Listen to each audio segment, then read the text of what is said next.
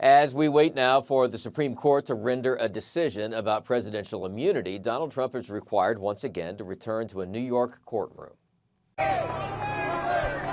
Turning his court appearance yesterday into something of a campaign stop, former President Trump met with union construction workers outside the courthouse in New York.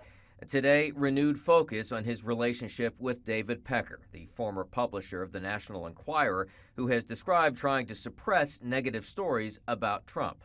And despite accusations that he has violated a gag order, Trump railed on the case. This is a trial that should have never happened. This is a case that should have never been filed. You're bound to lose, you fascists bound to lose. No gag order outside the U.S. Supreme Court yesterday, as justices considered Trump's argument that presidents should enjoy broad immunity from criminal prosecutions, including the election interference charges he faces. Hard to imagine that a president who breaks the law is faithfully executing the law. Justices seem skeptical of sweeping immunity claims, but they may settle on a more limited approach. I'm not focused on the here and now of this case. I'm very concerned about the future. I think what the case is going to come down to is how sweeping is the immunity that a president has, and what exactly does it include?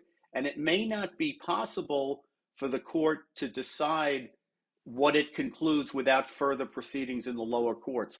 And if that happens, if this case gets sent back down, it makes it very unlikely that Trump's election interference trial would wrap up before the November election. In Washington, Doug Luzader, Fox News.